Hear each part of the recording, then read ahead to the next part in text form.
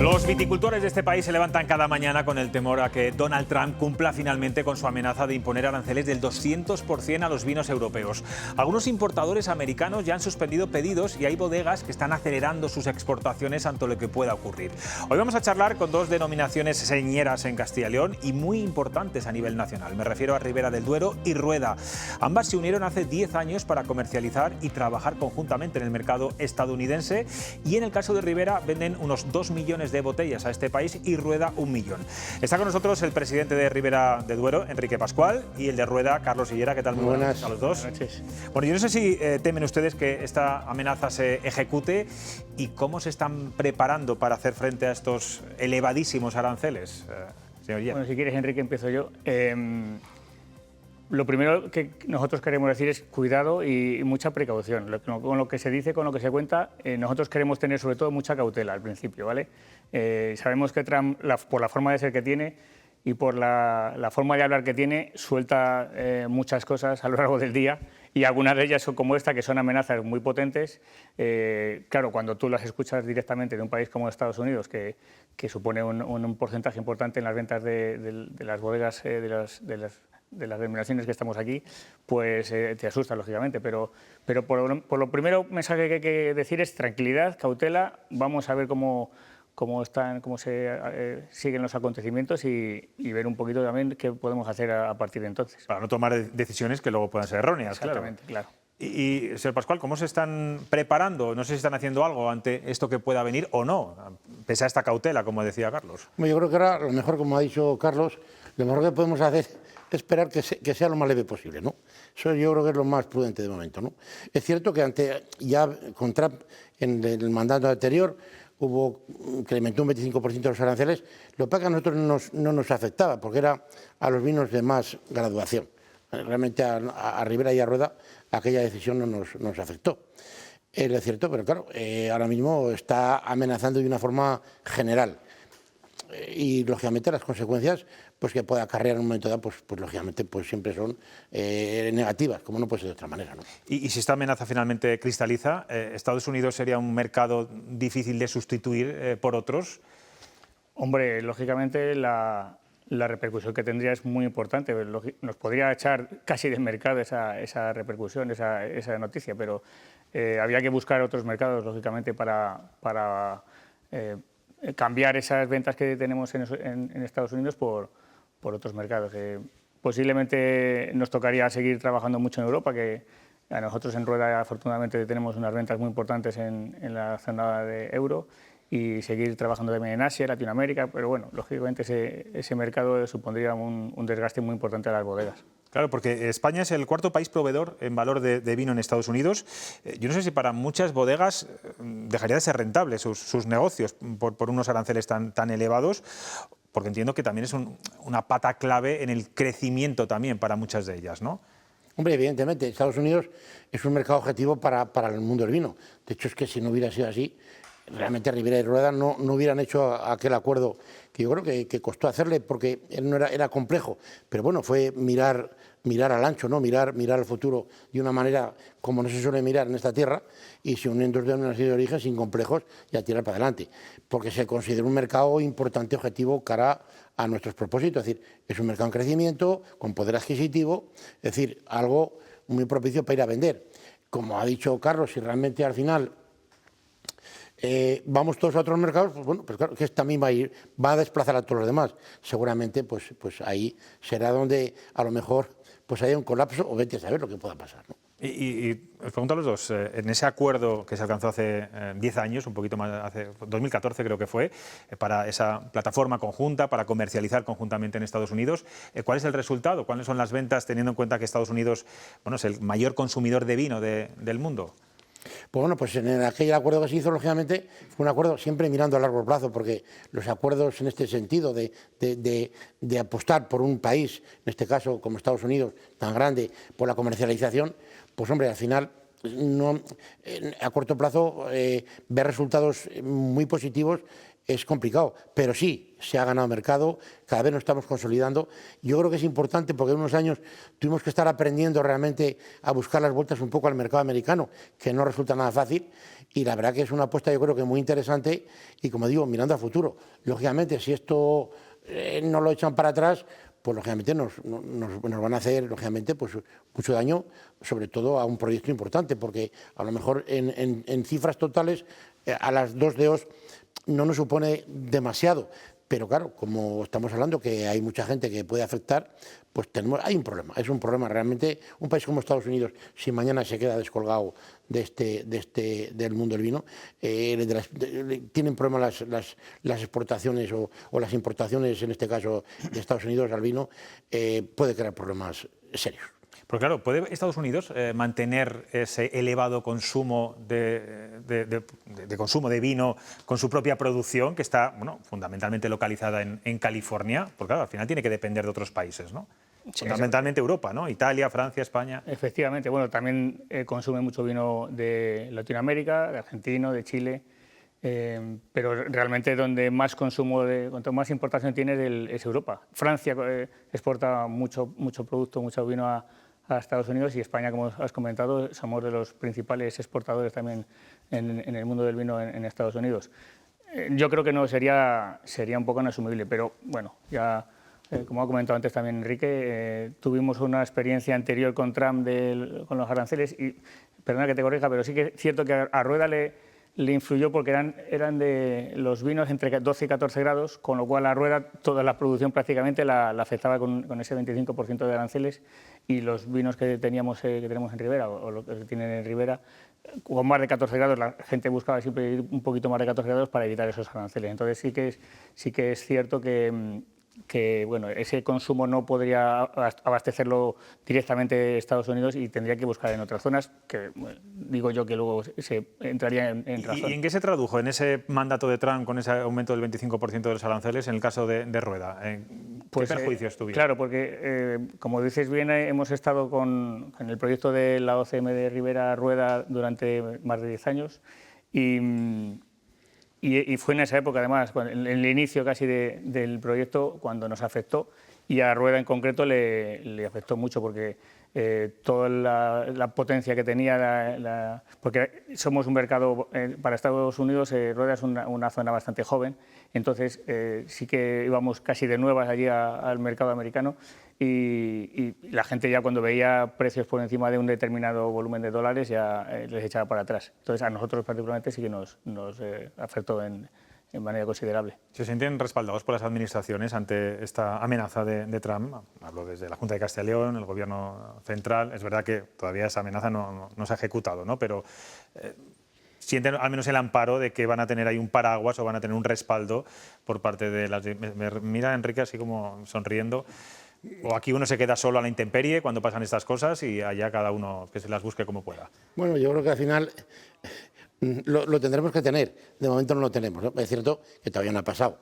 Pero también es cierto que también tenemos también amenazas internas, decisiones de nuestras administraciones, ¿no? Decisiones que nos perjudican, que vamos, que no solo Trump tenemos aquí en contra, tenemos en contra, pues no sé, pues ahora por ejemplo tenemos en contra, que lo hemos hablado más de una vez, pero que es bueno yo creo repetirlo, porque si no la gente se olvida, la decisión del etiquetado en la Unión Europea, que estuvo a punto de salir, de equiparar el etiquetado del vino con el del tabaco, eso estuvo ahí, salió, bueno, al final lo defendimos y salió adelante, pero bueno, ahí sigue estando, que eso todavía volverán a la carga cuando vuelvan, que eso no se van a quedar parados.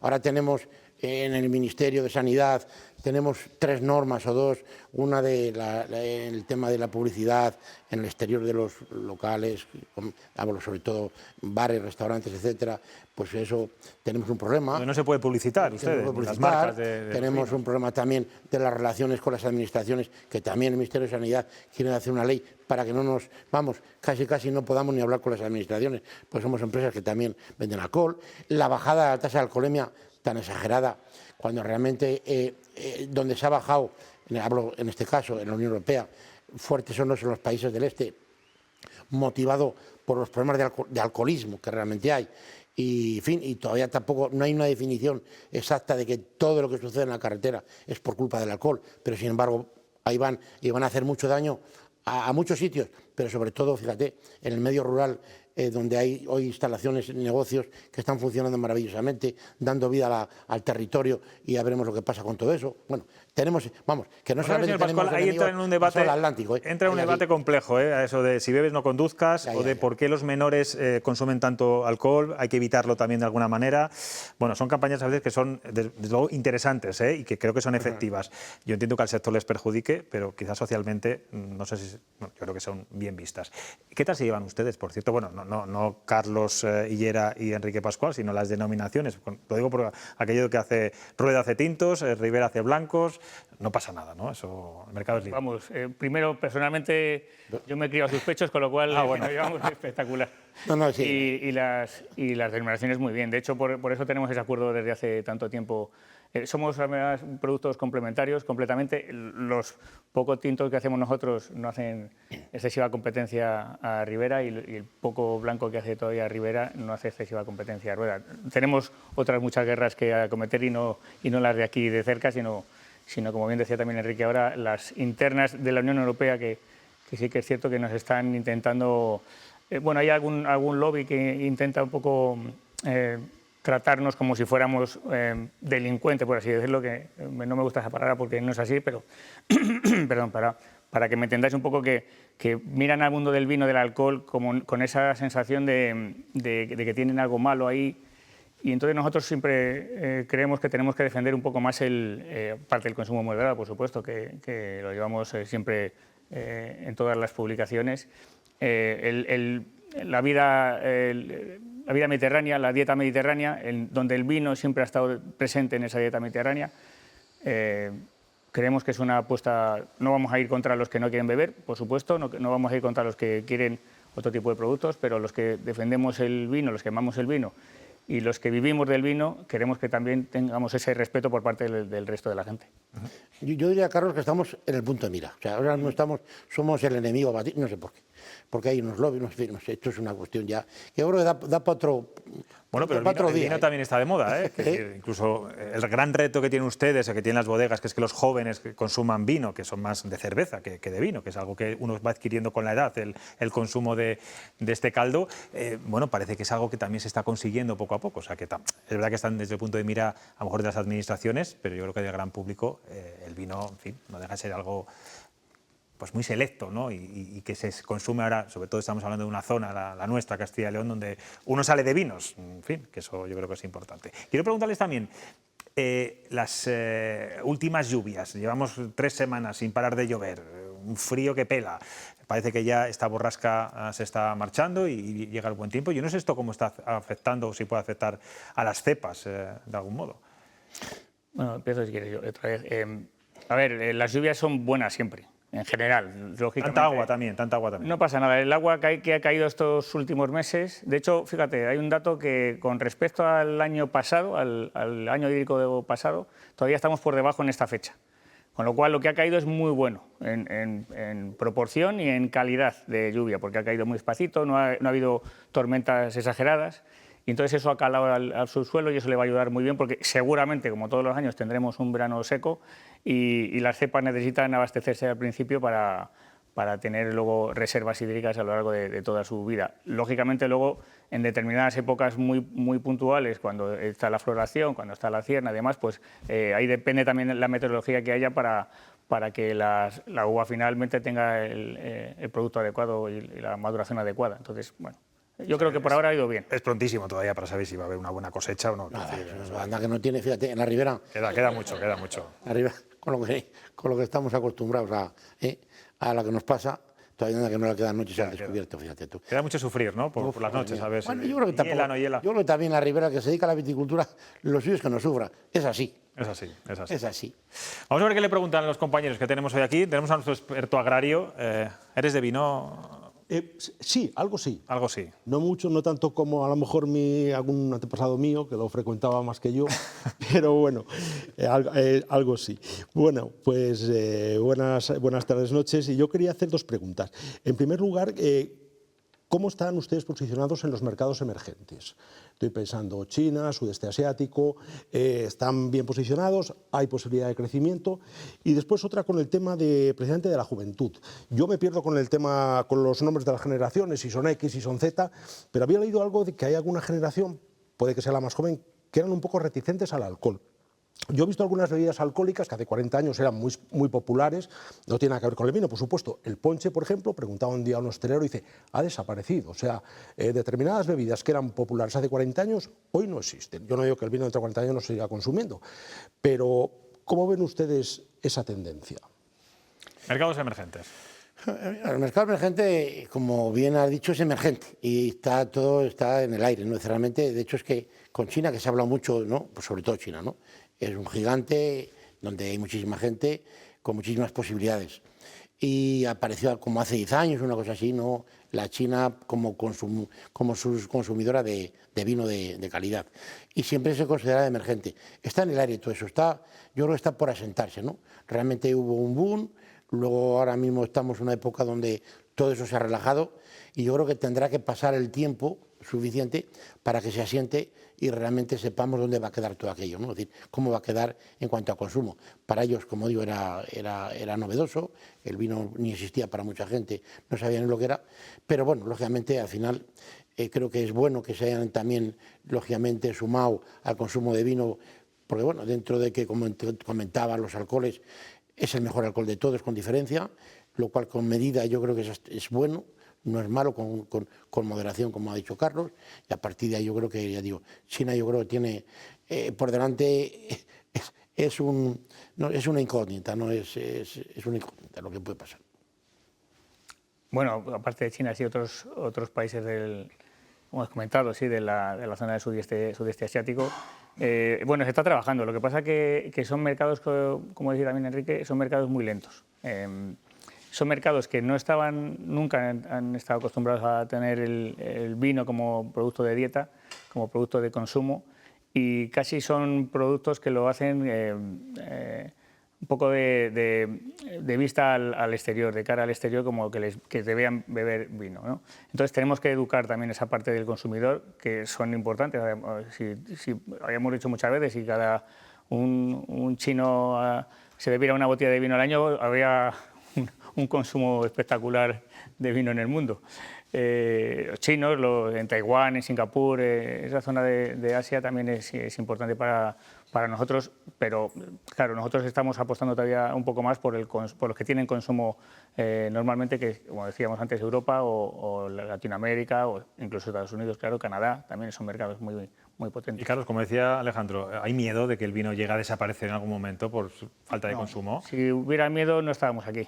No, miedo no hay. Lo que hay es respeto Esperemos que no. Sí.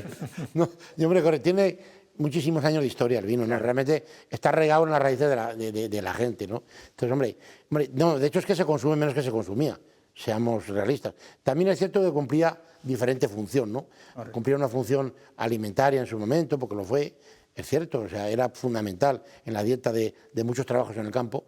Y, hombre, ahora es ya como dieta en ese aspecto como fundamental no es muy importante. Evidentemente tomarse un vino con una buena comida, yo creo que eso lo ensalza y nos sabe mejor, ¿no? Yo quería comentar, a raíz de lo que dice también Enrique, nosotros los que llevamos el mundo del vino por vena, por así decirlo, nosotros hemos mamado el vino de pequeños. Si os acordáis, hace 40 años en las casas se consumía vino habitualmente. Pues tenía una botellita de vino, aunque sea del que tenían casi a granel, pero que tenía un poco de vino. Nos han dado a probar el vino desde pequeños, lógicamente para aprender también, para conocer ese mundo. Y ahora mismo el consumo que se hace en casa es mucho más residual y mucho más de fin de semana, por así decirlo también.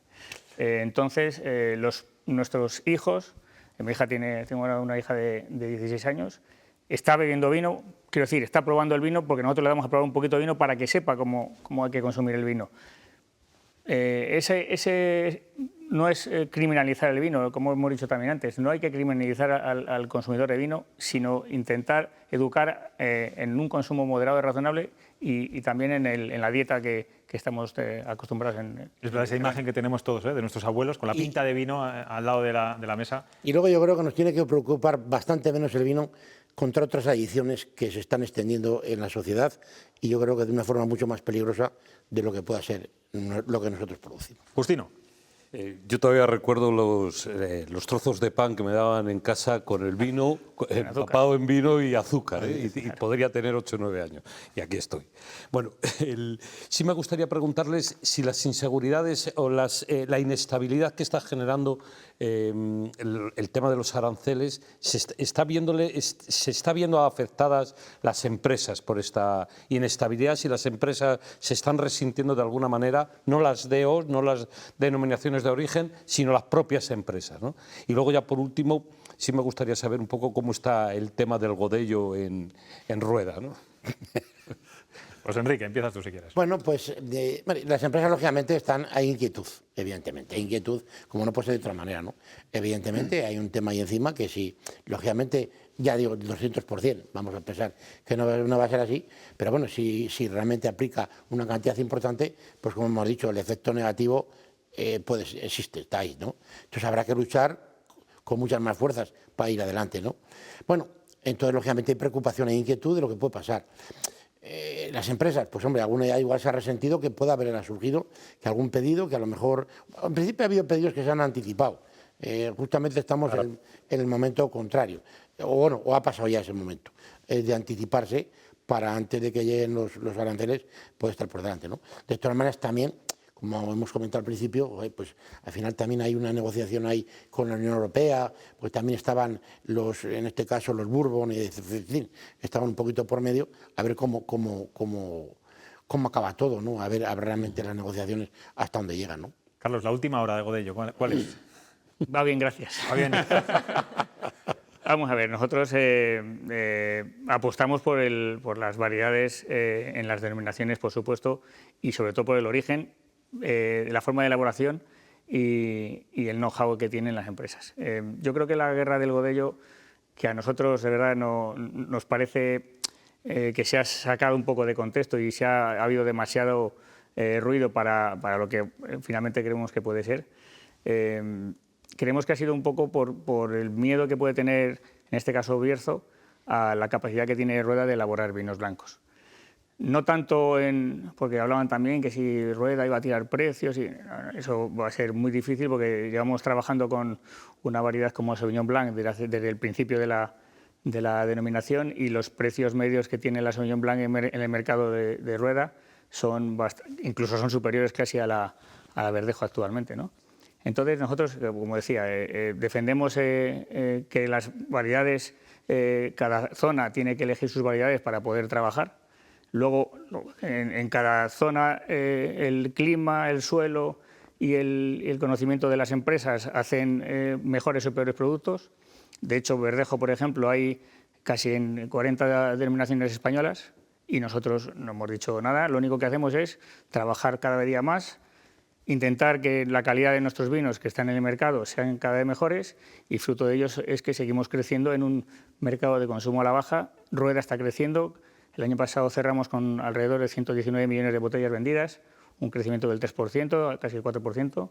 En lo que llevamos de año, llevamos un crecimiento del 5% también, con lo cual ese know-how, ese crecimiento de las empresas y ese saber hacer de los grandes vinos es lo que tenemos que defender cada denominación de origen. Bueno, y no poner fronteras imaginarias a las variedades. Exacto. Marta. Hola, muy buenas noches. Sí que hemos comentado, yo creo, esta noche que ante las dificultades que habéis tenido en el exterior, la defensa conjunta os ha hecho salir adelante. No sé si os estáis planteando de alguna manera este pacto que tenéis ahora mismo las dos denominaciones de origen, extenderlas a otras denominaciones de origen de Castilla y León, si finalmente se materializa esa subida de los aranceles, bueno, pues uniros más para buscar otros mercados emergentes que a lo mejor se tienen que acelerar porque va a haber una desestabilización del mercado exterior, eso está claro. Mira, te voy a comentar, yo cuando se creó esta alianza entre Ribera y Rueda, se habló de, no habría ningún problema en unirnos con otras denominaciones de origen.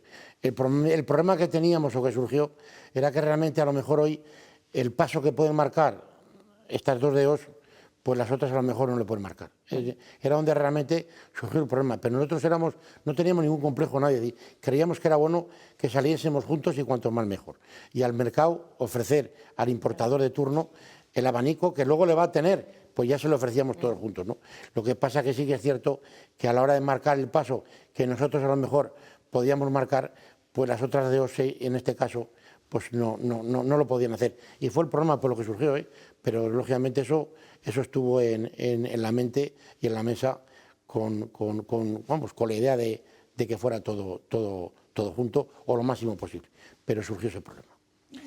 Sí, a corroborar aparte, tal es así que desde hace más de un año ya hemos creado una asociación de consejos reguladores de Castilla y León con el nombre de ABOCIL. Agrupamos prácticamente al 95-96% de los consejos de Castilla y León.